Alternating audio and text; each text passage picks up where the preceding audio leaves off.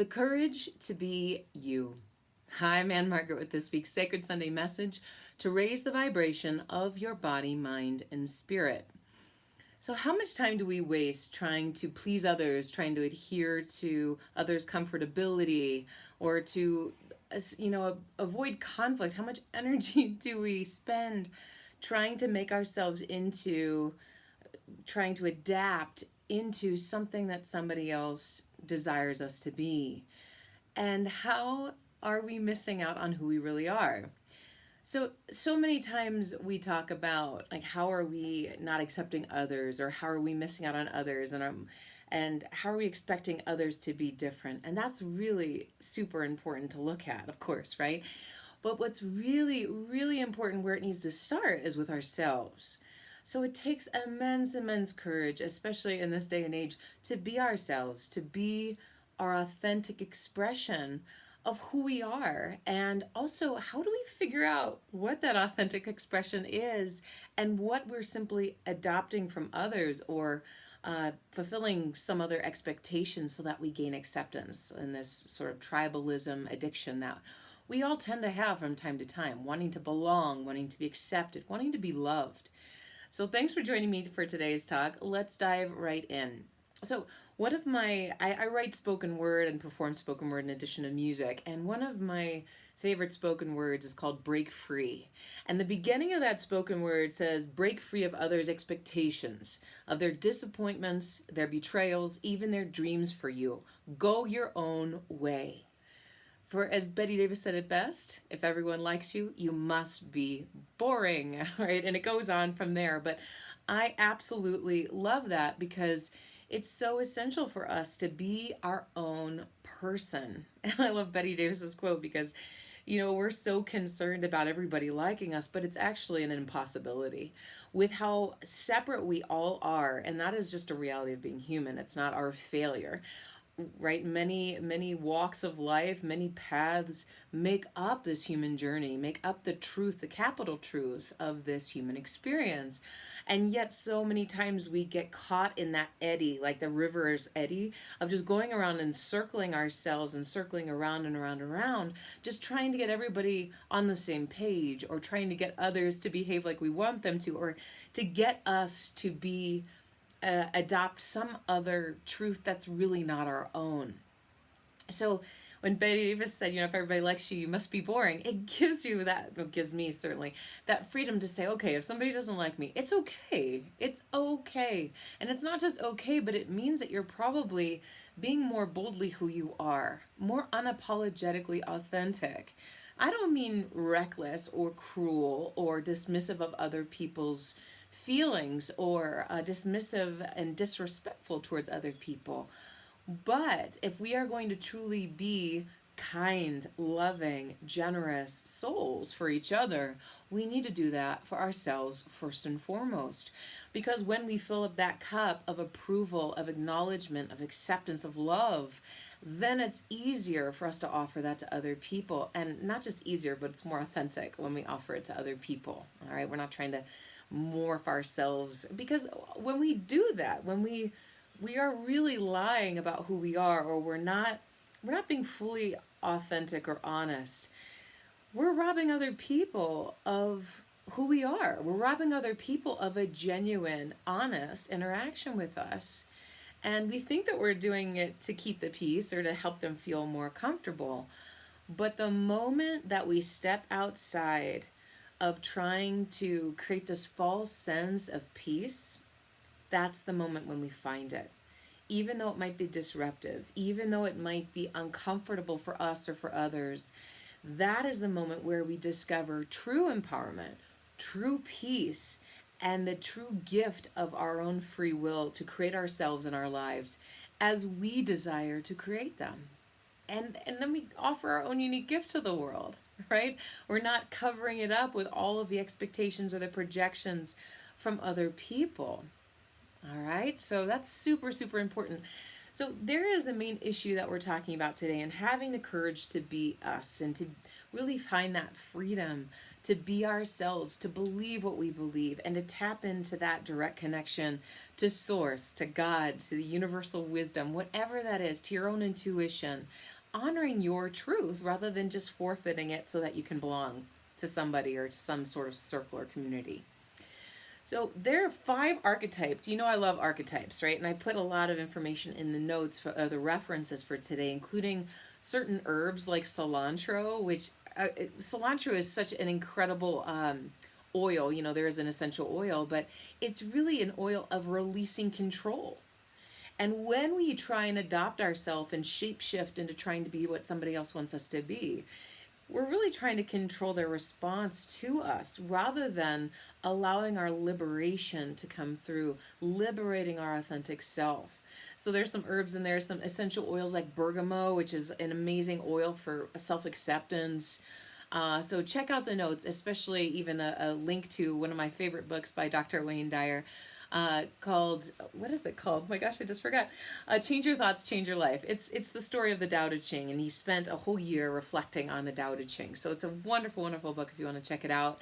It's a great one to listen to once a day or once a week or whatever you want to do. So let's dive into archetypes, though, because I'll integrate some of the Tao Te Ching today as well, especially the 33rd verse, which is all about what is true empowerment, what is true authenticity, how can you be yourself, and what does that even mean? But let's look at the 5 archetypes first. So the 5 archetypes I'm going to look at today are the bully, the shapeshifter, the rebel, the victim, and the liberator. I know that's a lot to cover today, but it's really simple. It's really simple, and trying to keep it very, very basic when it comes to how we're driven. I want you to think about some time in your life, like when you first were bullied. Maybe you wore something to school, or your mom made you wear something to school, or maybe you really loved something, or maybe you were attached to bringing your doll to school or a stuffed animal, and there was some sort of initial bullying that happened at that time. The bully really prompts us, and I mean, we bully ourselves as well, so it's not all just about finger pointing to somebody else who's bullying, but the bullier is the one who is bullied. So we know that if somebody made fun of us at school, they were made fun of either maybe by their sibling, an aunt and uncle, maybe their parents, maybe they're taught this by an older sibling, but the bully really prompts a compromising of our self-expression, of our true authentic self. And in order to avoid bullying, we'll avoid conflict by shying away from this unpleasant experience and sacrificing authenticity. That bully archetype reminds us of being aware of, are we really sacrificing our authenticity here for the sake of avoiding the being made fun of or the name calling, whatever that is? Can we be courageous enough to endure that and say, they can say whatever they want? And that happens not just when we're kids, right? These archetypes are very present here and now. I can say whatever I want, and I don't care how they respond. I want to free myself up to speak my truth, because if I'm not, I'm swallowing it, and I'm just allowing the bullies around the world, and that's no way to live, right? Okay, so let's look at the second archetype, which is the shapeshifter. Now, the shapeshifter is our way of adapting. It's really our way of adapting to the bullies of the world or the uncomfortable situations. We want to keep the peace to avoid the conflict so that we can seek approval.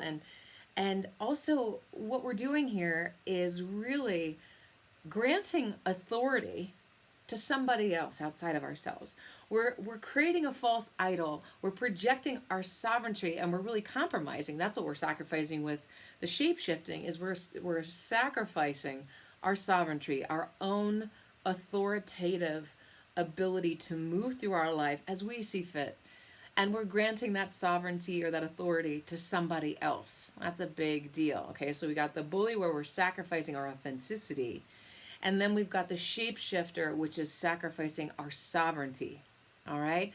The third one is the rebel. This is one of 2 ways that we can really respond to this. All right. Sometimes, we all have the rebel archetype somewhere in us. And this is one response where it's like we're pushing against the oppression. We're pushing against the bullying or the expectations or the status quo. And when we're doing that, we know that resistance is exhausting, and it leads to It leads to pain, it leads to suffering. So, what we're sacrificing when we get trapped in the shadow aspects of the rebel archetype are really sacrificing our vital energy and our independence, our ability to be our separate self and not have to be subject to the oneness or the tribal mentality or the group think or the pressures of conformity.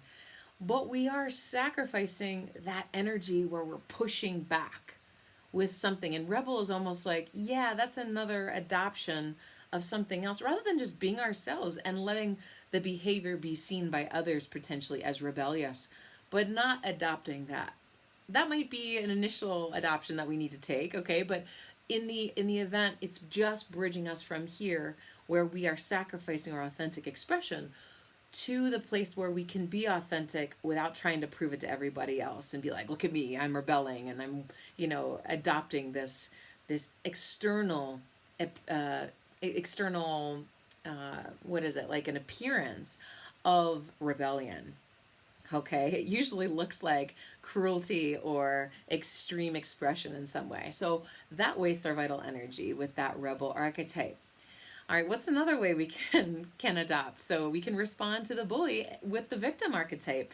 The victim archetype, that's within all of us, okay? And this is when we blame others for our oppression, our unhappiness, or also our feeling of imprisonment or muzzling.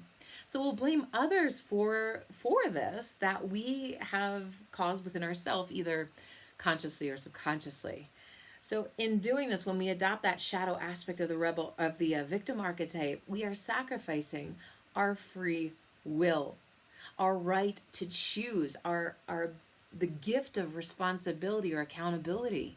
We're finger pointing. Oh, I'm such a victim because this bully or this person didn't call me the right pronoun, or this person disagrees with me politically, or this person believes something differently than I do. Welcome to humanity. You guys hear me say this all the time. We are not going in a good direction if we are trying to conform the world.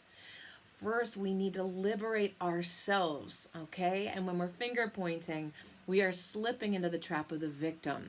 So let's talk about the fifth archetype today, which is the liberator, okay?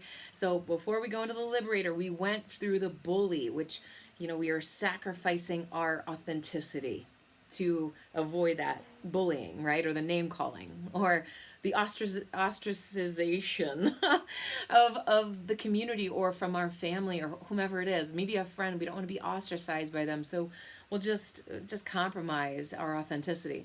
Shapeshifter, we're compromising our sovereignty. We're projecting the authority onto somebody else by trying to adopt to whatever their comfortability is. The rebel, we're adopting our ability to actually have that independence, and we're sacrificing that independence and our vital energy by pushing back. And then that fourth one, the victim, we're sacrificing our free will or responsibility, accountability to be sovereign creators in our life and use that free will to create and to make our mark on this world in our own unique way. So the liberator archetype, here we are with the fifth one. All right, I wanted just to show you the image of this. All right, the liberator archetype is so awesome. It says, freeing yourself and others from outmoded beliefs, releasing negative thought patterns. All right, so this is a negative thought pattern is, I need to be liked. I need to be accepted. I need for this person to love me or to approve of me. That's a pattern that is going to steer you down the road of conformity and really inauthenticity, where you're lying to yourself, you're lying to your family, you're lying to others. So how can you do that? Liberator archetype allows you to shake free of these negative thought patterns and these false beliefs that you're going to die unless somebody approves of you or loves you or whatever. It's a false sense of love because they're not approving of you because of who you really are, but because of who you're pretending to be. Let's look at the shadow attributes of this particular archetype. Imposing your own tyranny over those you claim to liberate, ignoring legitimate constraints. So we do this to other people. We don't allow other people to be themselves. But it's almost like, as soon as this is happening everywhere. If people got vaccinated, then they're liberal, then they voted for Biden and all this stuff. Or if people don't get vaccinated, then they are QAnon conspiracists, like voted for Trump. We see these kind of crazy behaviors that if we do not oblige or we do not accept somebody's belief system, even one aspect of it, we throw each other into different camps of thinking. This is true for ourselves as well. If we fail in life, if we do not fulfill the expectations that we have of ourselves, we adopt false beliefs about ourselves as being inadequate or being unlovable. All right. So what do we do when we to really truly liberate ourselves? Okay. Number one, we've got to take responsibility, because responsibility is strength. So if we're finger pointing, this is the relationship to our third chakra and our fifth chakra. If we are so concerned how we're being seen by the world, or how we look, we're going to compromise our authenticity. We need to let it all hang out. We need to not expect ourselves to be perfect, because that is not being human. That is not possible, folks, right? So we need to be proactive. So how are we proactive with liberating ourselves? It's honoring our thoughts, not as the truth for everybody. Honoring our beliefs, not as the belief system for everybody, but ours. Let's start there, simply. Our insight, honoring our hesitation or our intuition, or maybe the guidance that we're getting when we get our bodies will tell us what's true. Our bodies will tell us what's healthy and what's not healthy, what's fear-oriented and what's really liberating, what's really love or grounded in truth. Our bodies know that because we do have this animalistic knowing, all right?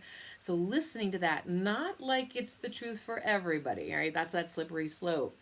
So you don't compromise your respect of others either. If you're respecting yourself, you also are respecting others as well. You're not just honoring yourself as the supreme God archetype of everything, the knower of everything, all right, with your particular camp.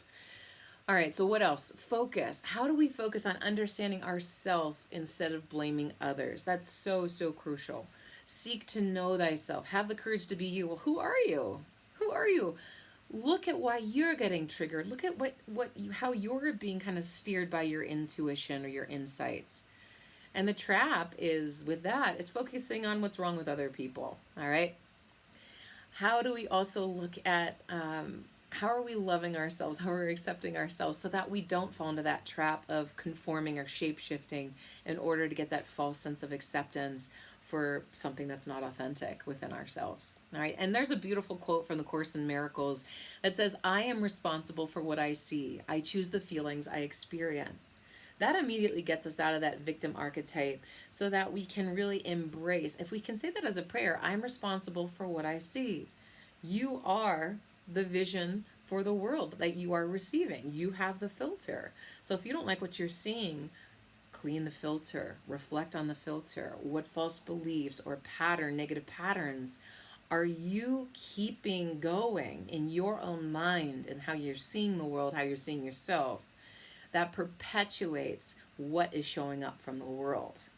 Okay, that's a tall order, but this is what liberates us so we can truly embody our sovereignty, our free will, and create the life and offer the unique gift of purpose we have for the world. So lastly, I wanted to read you a little short excerpt from the Tao Te Ching. It's the 33rd verse, and then just a little insight from the beautiful Dr. Wayne Dyer. All right, the 33rd verse is this: one who understands others has knowledge. One who understands himself has wisdom. Mastering others requires force. Mastering the self needs strength.